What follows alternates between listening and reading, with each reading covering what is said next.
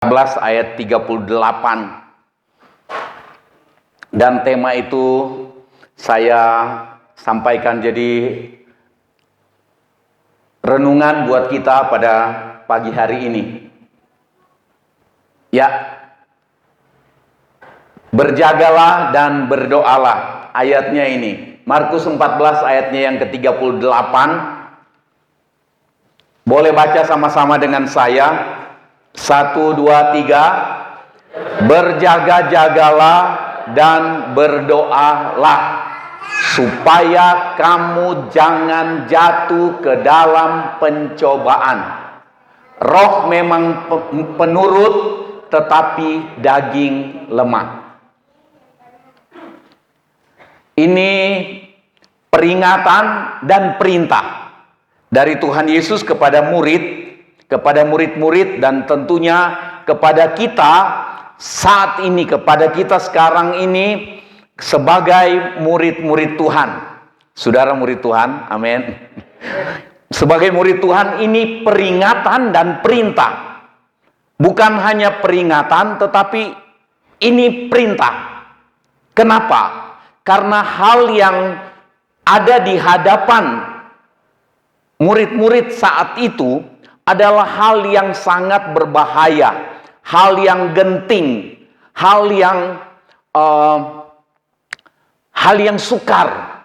Dan Tuhan Yesus katakan kepada murid-murid, kamu semua akan tergoncang imanmu. Nah, ini Tuhan Yesus ingatkan, berjagalah dan berdoalah supaya kamu jangan jatuh. Terjemahan lain katakan begini, supaya kamu jangan jatuh dalam dosa ketika kamu alami pencobaan. Bapak, Ibu, Saudara yang dikasihi Tuhan, kalau kita lihat ayat ini, ucapan Tuhan Yesus di Taman Getsemani. Iblis pakai siapapun, pakai segala macam cara dan segala macam orang, dengan segala macam sikap hati dan kelakuan orang untuk bikin kekacauan dan mendatangkan bahaya bagi banyak orang. Saya ulang, iblis memakai orang-orang yang hatinya tidak baik, hati orang Farisi, hati orang tokoh agama, imam besar, yang hidup sudah menyimpang, yang seharusnya menuntun rakyat untuk setiap saat menuntun umat untuk memohon pengampunan Tuhan. Tetapi ketika pemimpin agama, pemimpin gereja, pemimpin bangsa, pemimpin daerah, ketika mulai dikuasai oleh uang, dikuasai oleh keinginan untuk jabatan, itu tidak normal lagi dia berpikir, hatinya jadi jahat, dan dia jadi alat setan untuk mendatangkan kerugian bagi banyak orang lain, untuk bikin kehancuran. Baik itu pemimpin gereja, pemimpin agama, pemimpin daerah, pemimpin bangsa, tokoh-tokoh bangsa, tokoh-tokoh gereja, ketika mulai gila jabatan, dia akan menghalalkan segala cara. Ketika mulai gila uang, gila harta, gila kedudukan, gila hormat, edan semua kan. Mulai gila. Kita kalau kita gila harta, gila kerja, kita abaikan Tuhan demi kerja. Gila uang, kita abaikan Tuhan demi uang. Begitu juga dengan tokoh-tokoh agama pada waktu itu. Saudara yang dikasihi Tuhan, saya ingin ulang bahwa peringatan dan perintah Tuhan Yesus ini adalah untuk keuntungan kita, karena kita berhadapan dengan tindakan iblis memakai segala cara, memakai segala macam orang. Dan hari ini kita lihat banyak tokoh-tokoh agama dan tokoh gereja, tokoh-tokoh di satu bangsa, termasuk bangsa kita ini. Orang yang hatinya tidak bagus, tokoh-tokoh mantan pemimpin yang hatinya tidak bagus. Itu setan pakai untuk bikin kekacauan dan merugikan banyak orang.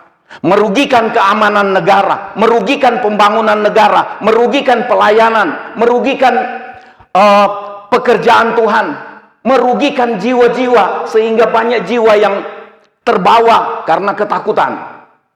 Tuhan ingatkan, berjagalah dan berdoalah.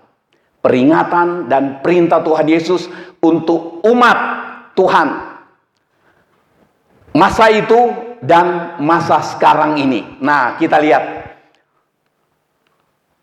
Berjaga itu bersiap-siap, berawas-awas, waspada terhadap keadaan. Itu berjaga. Berdoa itu bermohon, berharap kepada Tuhan. Itu kamus. Berjaga dan berdoa, saya bikin catatan begini. Waspada terhadap keadaan yang sedang terjadi. Juga waspada terhadap keadaan yang mungkin akan terjadi. Sedang diprediksi, sedang dianggap kemungkinan akan terjadi lonjakan lagi. Kita lihat Singapura melonjak, di beberapa negara lain diberitakan sudah melonjak itu serangan orang-orang yang terkena virus. Itu menakutkan banyak orang. Walaupun belum sampai ke kita, Tuhan mau kita berjaga-jaga. Amin. Itu contoh yang mungkin akan terjadi. Kita sudah dengar misalnya ada perakiraan cuaca, nanti besok ada badai di daerah mana, di mana, orang mesti berjaga-jaga. Kalau kita lihat di beberapa negara yang seringkali terkena dengan angin puting beliung itu, angin badai itu, tornado. Kalau kita lihat mereka, beberapa hari sebelum terjadi sudah diperingatkan. Masyarakat waspada. Mereka mulai taruh papan-papan di luar jendela, kaca mereka dan seterusnya untuk jaga itu datangnya badai. Mobil mereka sudah taruh di tempat yang lebih tinggi dan seterusnya. Banyak hal yang mereka siapkan. Datangnya badai itu belum datang. Syukur-syukur kalau dia membelok. Nggak sampai lewat di desa itu. Atau kalau misalnya diperkirakan lewat Panarukan, tetapi kemudian jemaat Panarukan, anak-anak Tuhan di daerah sini mulai berdoa, memohon, berjaga-jaga, tetapi mulai berdoa dan memohon. Tahu-tahu pertolongan Tuhan belokkan cuma sampai di laut. Nelayan sudah tidak ke laut, itu badai cuma sampai di laut dan tidak sampai ke rumah-rumah kita. Itu maksudnya berjaga dan berdoa.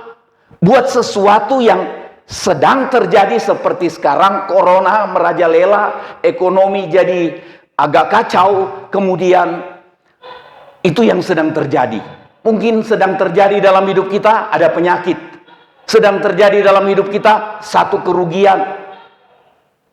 Atau apapun, tetapi ada yang kemungkinan dapat terjadi. Dan berjaga dan berdoa, saya bikin catatan, waspada terhadap keadaan yang sedang terjadi, waspada terhadap keadaan yang mungkin akan terjadi, sambil berdoa atau memohon campur tangan Tuhan. Amin. Nah, sebenarnya sampai di sini sudah jelas dan sudah selesai khotbahnya harusnya. Kita lihat yang pertama. Kita berjaga dan berdoa terhadap keadaan yang sedang terjadi. Contohnya seperti sekarang ini. Sedang terjadi hal yang kita lihat. Akibat dari COVID-19, ekonomi terhambat. Ekonomi tidak selancar 2-3 tahun lalu. Banyak orang mengeluh, tapi mengeluh sama-sama. Tetapi tidak usah mengeluh. Firman Tuhan cuma katakan kita berjaga dan berdoa terhadap keadaan yang sedang terjadi. Tadi saya katakan yang sedang terjadi itu mungkin kita sedang sakit. Mungkin kita sedang terpuruk di ekonomi. Mungkin kita sedang kekurangan. Mungkin kita sedang kebingungan, sedang khawatir karena sesuatu hal. Tapi Tuhan katakan berjaga-jaga tentang keadaan yang sedang terjadi. Entah itu penyakit, entah itu corona yang sedang terjadi sekarang ini menjalar. Kita tidak tertular, tetapi kita berjaga-jaga. Itu sebabnya saudara pakai masker. Saya izin di sini tidak pakai masker. Saya lepas, maksudnya bukan tidak pakai. Lepas saja. Saya lepas. Nah, terhadap keadaan yang sedang terjadi, ini ada contoh keadaan sekitar kita atau keadaan dalam diri kita. Maksudnya begini, keadaan sekitar kita itu adalah keadaan ekonomi yang goncang, keadaan COVID yang masih terus menjalar, naik turun, jumlahnya yang orang yang kena. Di negara lain kita dengar ada peningkatan. Itu sedang terjadi di sekitar kita. Tuhan mau kita berjaga-jaga, waspada. Waspada dan berjaga dan berdoa. Keadaan sekitar kita atau keadaan diri kita yang mungkin sedang ketakutan, kebingungan, khawatir, dan sebagainya. Ketakutan. Akhirnya ketika kita dalam keadaan kebingungan, ketakutan, khawatir, maka hubungan kita dengan Tuhan jadi tidak seperti seharusnya. Dan kemudian iman kita pun kacau balau.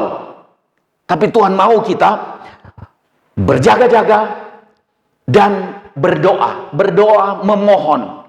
Memohon dengan percaya. Bukan asal memohon, habis memohon, begitu amin, kita khawatir lagi. Berarti kita tidak percaya apa yang kita doakan tadi, bahwa Tuhan peduli. Kita doa, Tuhan tolong dan segala macam itu kita mulai doakan. Habis itu kita khawatir lagi.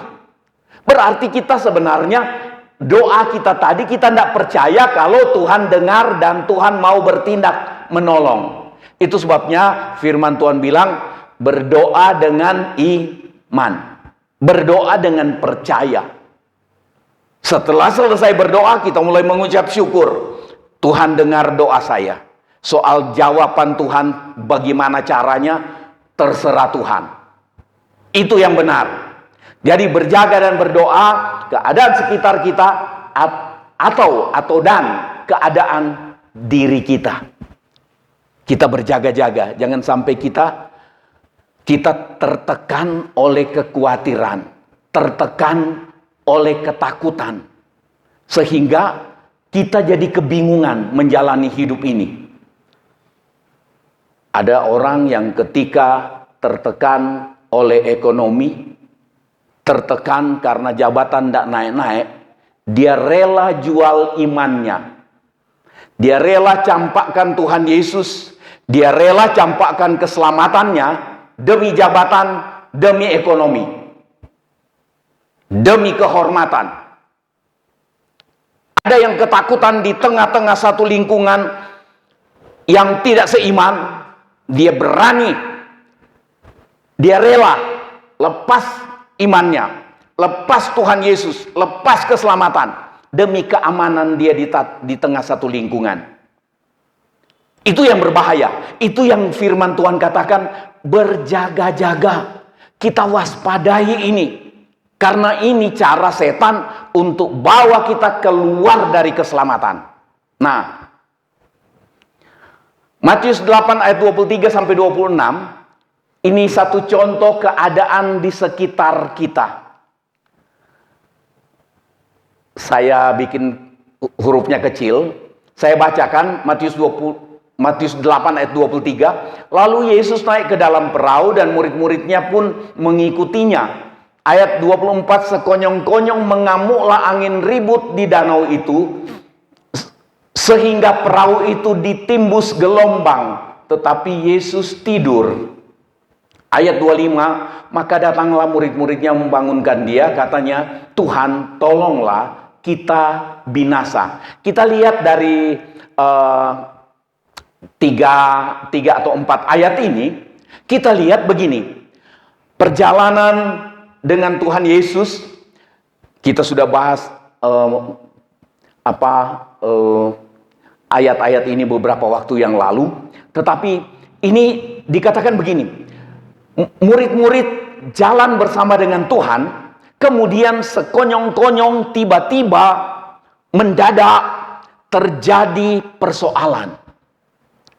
Ada badai kemudian membahayakan perahu itu, dan murid-murid beserta Tuhan Yesus terancam tenggelam. Nah, keadaan sedang terjadi. Jadi murid-murid waspada. Mereka waspada. Keadaan yang sedang terjadi. Waspada, berjaga-jaga, artinya mungkin mereka harus pegangan. Kalau kita naik perahu kemudian atau naik kapal, kemudian kapalnya kena gelombang, miring kiri, miring kanan, ke atas, jungkir, itu tidak mungkin kita tidak pegangan. Apalagi kita ada di geladak tempat mobil-mobil itu, atau kita naik di atas kalau penyeberangan. Pasti kita pegangan. Itu salah satu cara berjaga-jaga. Tetapi bukan cuma berjaga-jaga. Saudara lihat kalau penyeberangan di Gilimanuk itu pas lagi ombak besar. Kami pernah menyeberang dan semua sudah sepi. Sampai tadinya ada orang suka nyanyi-nyanyi, semua jadi sepi. Itu botol-botol terlempar dari sana, terlempar ke kiri, miring lagi, terlempar ke kanan. Saya lihat semua orang berdoa menurut keyakinan masing-masing. Komat kamit. Termasuk kami rombongan waktu itu. Masih ada saudara kita yang di depan. Mbak, saya gendong Iren, masih kecil. Dia bilang, ada apa-apa? Nggak apa-apa. Bukan tidak apa-apa. Jadi berjaga-jaga sambil saya gendong Iren, saya pegangan. Itu namanya berjaga-jaga. Jadi kalau kita masa bodoh tidak pegangan, itu namanya tidak berjaga-jaga. Jadi waspada.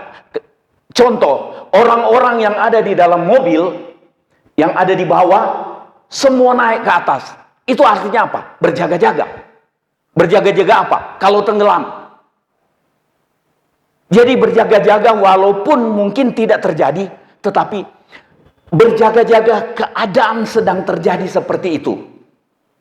Dan berdoa.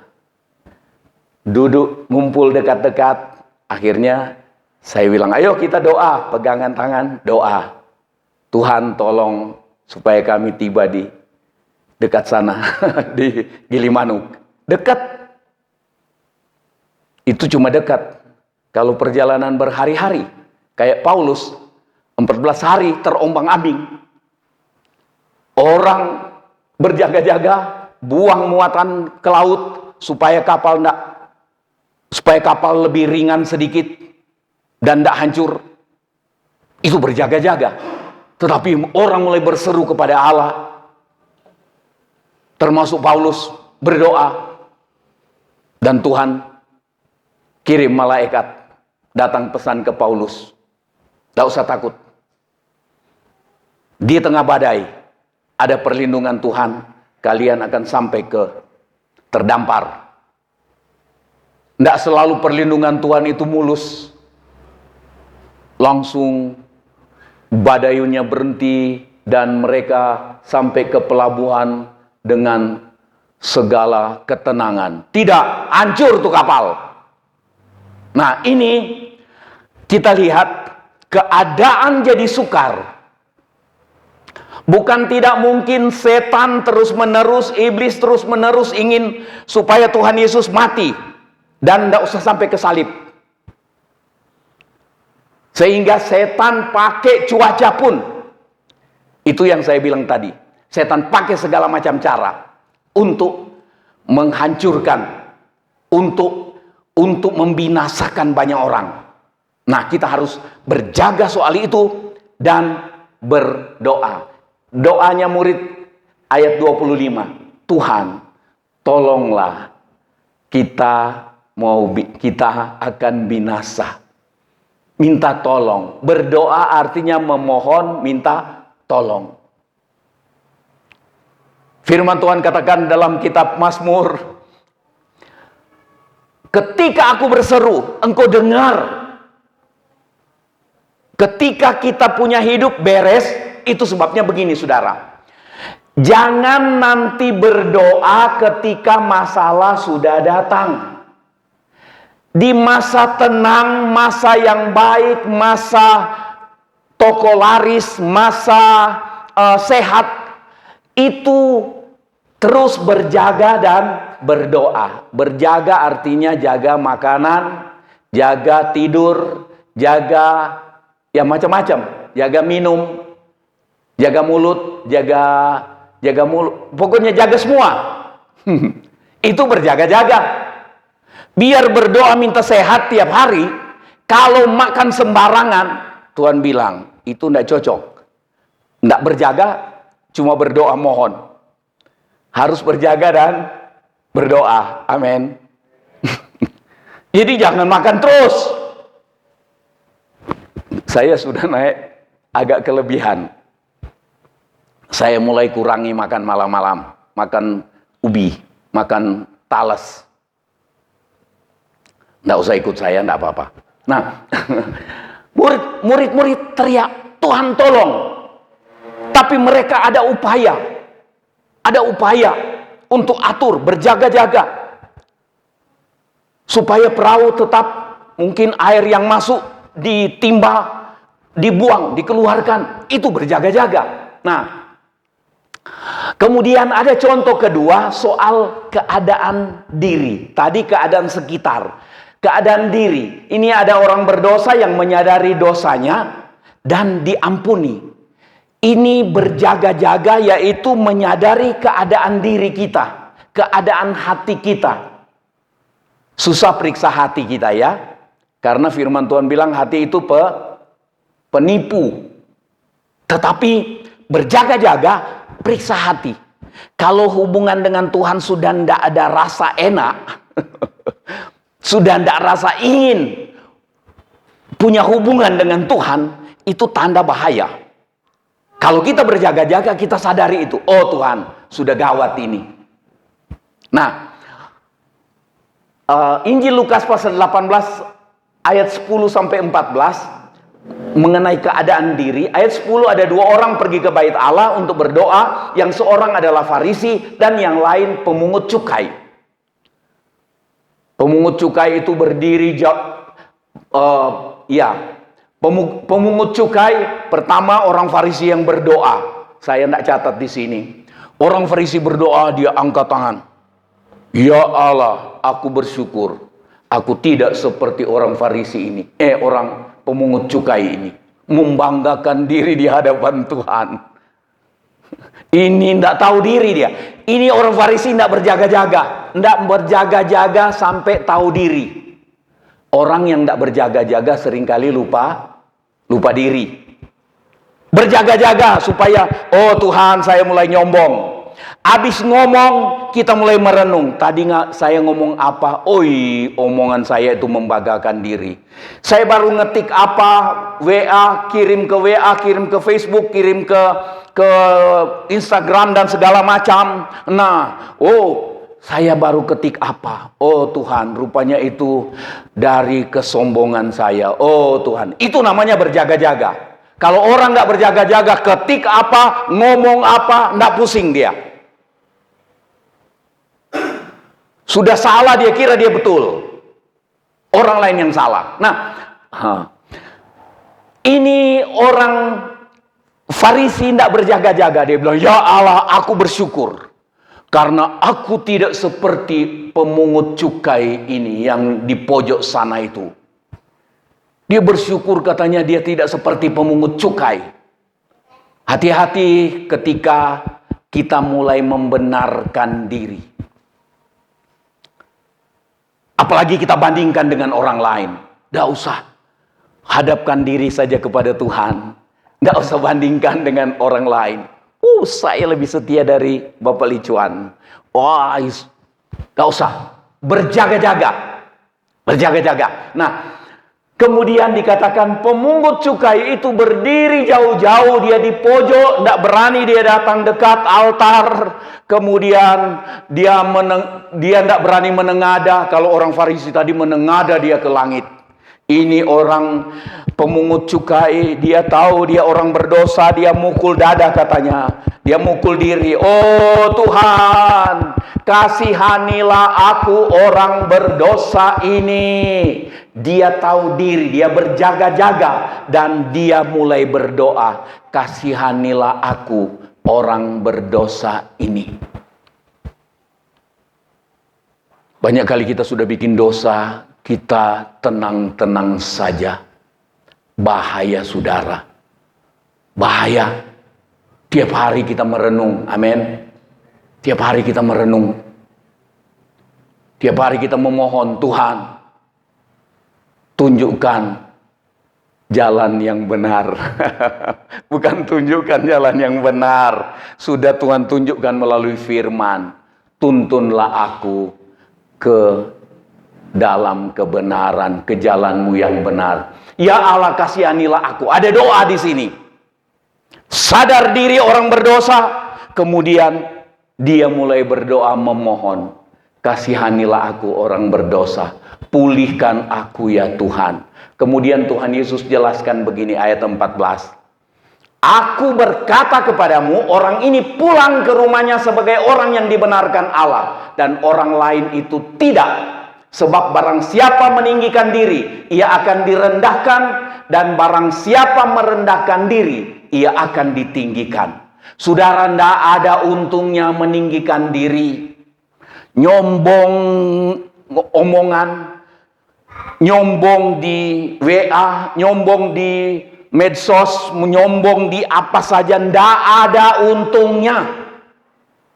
Saudara, firman Tuhan bilang Allah melawan orang sombong, tetapi mengasihani epaneser, mengasihani orang yang rendah hati.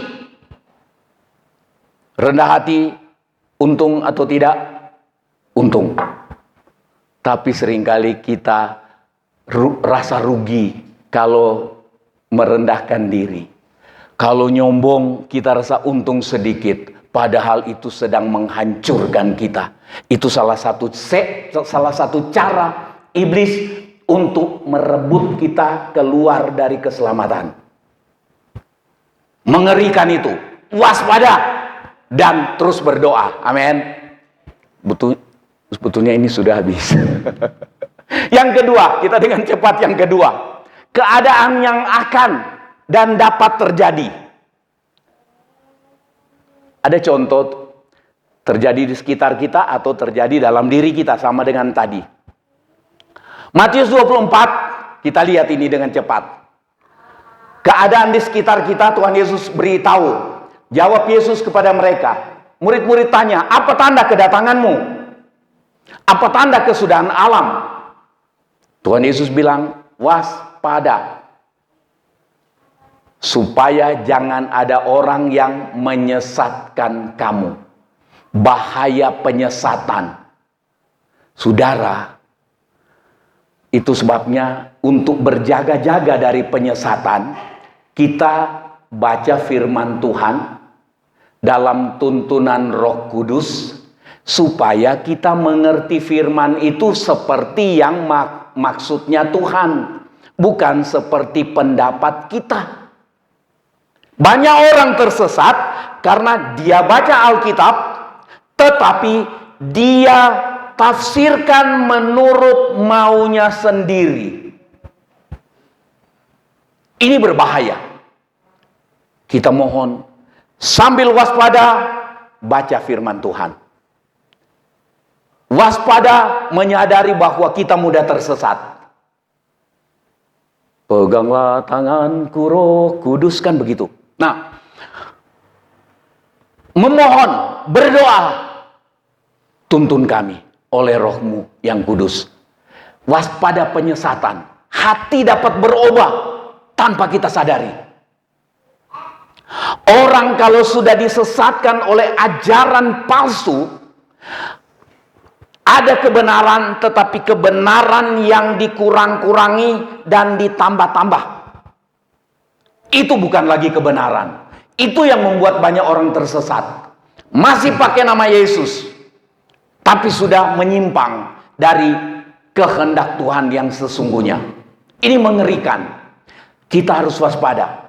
Tuhan Yesus ingatkan, terjadi akan terjadi. Menjelang kedatanganku, Tuhan Yesus bilang, waspada supaya jangan ada orang yang menyesatkan kamu, sebab banyak orang akan datang dengan memakai namaku dan berkata, akulah Mesias, dan mereka akan menyesatkan banyak orang. Yang disesatkan banyak orang. Kalau Tuhan bilang banyak orang, berarti kalau kita tidak waspada, tidak berjaga-jaga, kita bisa masuk bilangan orang yang disesatkan itu. Karena banyak orang yang datang menyesatkan.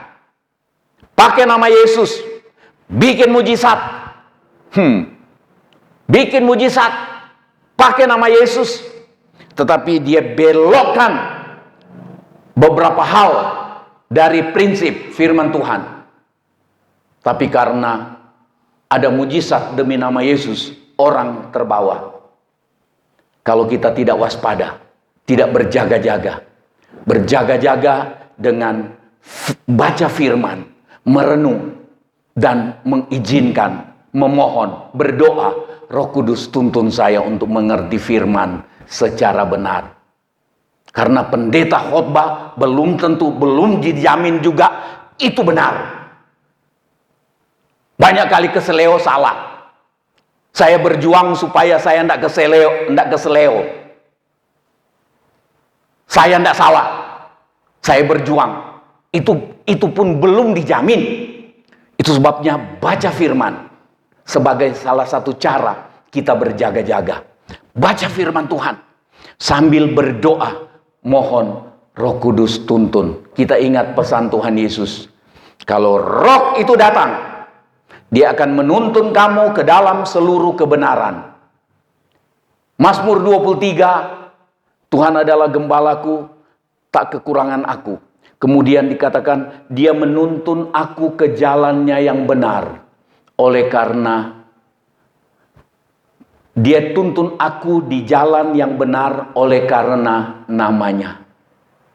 Berarti kita bisa memohon, berdoa, Tuhan, Engkau gembalaku. Engkau gembala. Bagaimana Tuhan gembalaku? Dia tuntun, Engkau tuntun aku di jalanmu yang benar ya Tuhan. Kalau Tuhan tuntun kadang-kadang ngetok-ngetok sedikit kan? Tok. Oh, keliru. Si belok. Menyesatkan banyak orang. Doa, mohon Roh Kudus pimpin dalam kebenaran. Saya cuma catatan itu.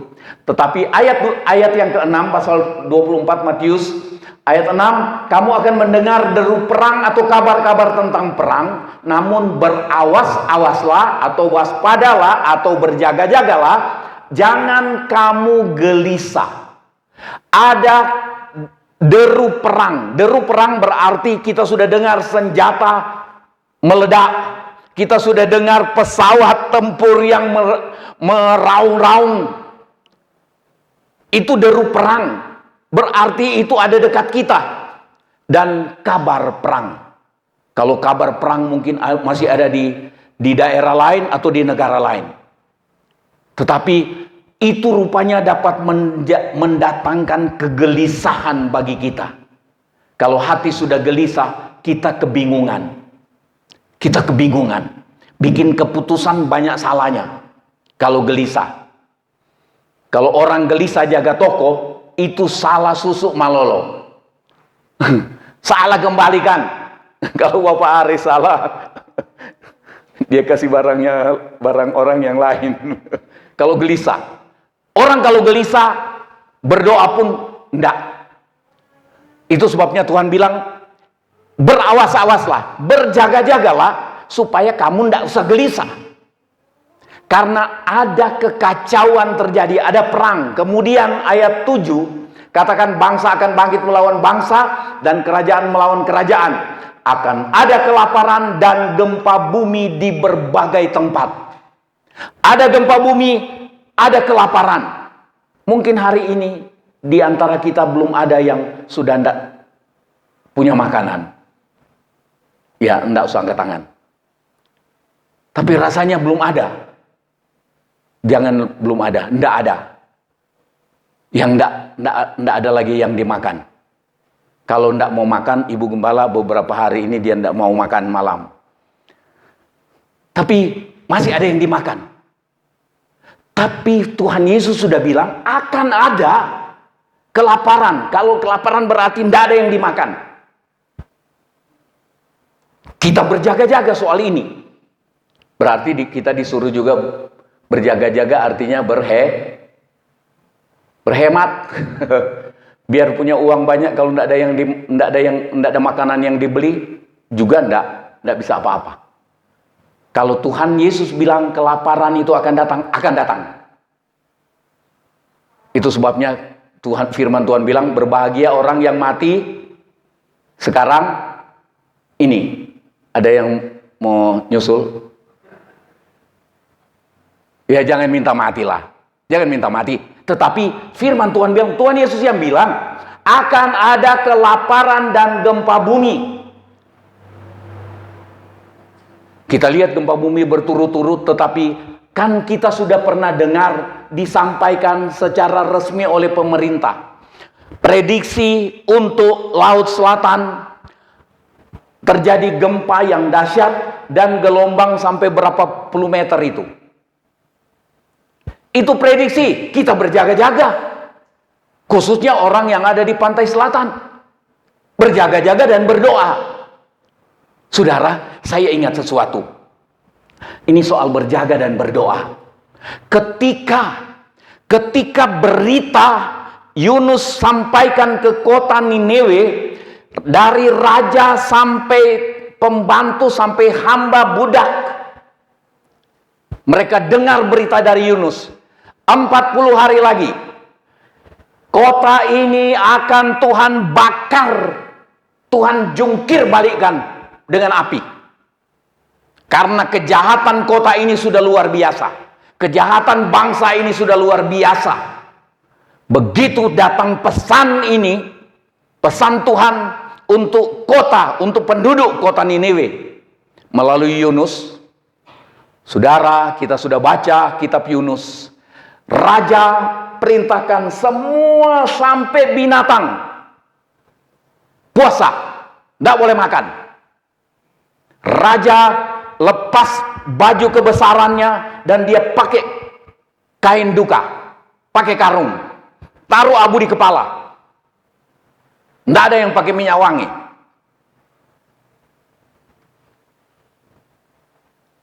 Tidak pakai minyak wangi. Itu mereka berjaga-jaga, berduka. Kemudian mereka memohon, mohon belas kasihan Tuhan. Dan ketika raja dan seluruh penduduk mulai memohon, mulai berdoa, apa yang terjadi? Tuhan batalkan. Ada ayat dalam kitab Tawari, jika umatku yang atasnya namaku disebut merendahkan diri dan berdoa, maka aku akan mendengar dari sorga. Dan apa yang Tuhan rancang untuk kebinasaan seseorang, kebinasaan satu keluarga, kebinasaan satu bangsa, Tuhan batalkan. Saudara, buat Tuhan untuk menghentikan corona ini, itu lebih lama saya berbuat begini. Buat Tuhan, sekejap Tuhan lakukan. Tapi kita tidak tahu kenapa sampai hari ini masih terus seperti ini. Apa maksud Tuhan buat seluruh dunia ini? Buat termasuk buat saudara dan saya, kita tidak tahu. Tetapi yang Tuhan mau, kita berjaga dan berdoa, memohon. Tiap hari kita memohon, Tuhan, kasihani kami. Kasihani bangsa ini. Dari tekanan penyakit yang terus merajalela. Tetapi banyak orang masa bodoh. Banyak tokoh-tokoh di bangsa ini juga berani ngomong. Jokowi gagal menangani, nggak tahu gagalnya di mana. Pokoknya sudah ngomong. Saudara, Tuhan akan minta pertanggungjawaban. Tetapi kita, bagian kita adalah berjaga dan berdoa. Keadaan yang akan kita hadapi, Matius 24 ayat 4 dan 5, penyesatan, deru perang, kabar perang, terjadi kegelisahan, gempa bumi, kelaparan, terjadi kegelisahan. Berjaga, tadi sudah ditulis, berjaga dan berdoa, waspada terhadap keadaan yang sedang terjadi dan yang mungkin akan terjadi. Sambil berdoa, memohon campur tangan Tuhan. Kalau Nineve yang sudah sangat berdosa, penduduknya dan rajanya, ketika mereka berjaga, yaitu mereka merendahkan diri, mereka sadar keadaan yang sedang terjadi, keadaan yang Tuhan ancamkan akan terjadi, belum terjadi. Bisa saja mereka bilang Yunus bohong, tetapi ini karena mereka berjaga-jaga. Mereka sadar pesan ini, pesan dari Allah yang sanggup melakukan segala perkara. 40 hari lagi habislah kita. Dan di tengah ancaman yang mengerikan ini, mereka mulai berdoa, merendahkan diri dan berdoa, memohon. Dan kita lihat dalam kitab Yunus, Tuhan batalkan. Tuhan batalkan sampai Yunus marah. Tapi kita lihat hal yang luar biasa. Dan sampai hari ini pun, siapa kita di hadapan Tuhan? Keadaan yang kita hadapi sulit. Kita disuruh berjaga-jaga. Tetapi yang lebih kita harus waspadai dan berjaga-jaga adalah keadaan hati kita. Kadang-kadang kita kira benar keadaan hati kita. Kebencian yang sudah menyusup, tidak mengampuni yang sudah menyusup, keangkuhan yang sudah menyusup, itu menghancurkan kita. Kiranya pagi ini kita waspada dan izinkan jiwaku terbuka untuk Tuhan. Selidiki, nyatakan segala perkara, singkapkan semua yang terselubung, supaya aku berkenan kepada Engkau. Pemulihan pribadi seperti pemungut cukai tadi. Tetapi juga siapa tahu doa kita pagi ini. Dan mulai pagi ini kita mulai berdoa buat lingkungan kita, daerah kita, bangsa kita. Dan siapa tahu doa-doa kita itu menjadi doa yang Tuhan pakai untuk memulihkan keadaan bangsa ini dari keadaan yang sedang dihadapi. Tuhan memberkati. Kita sama-sama berdiri.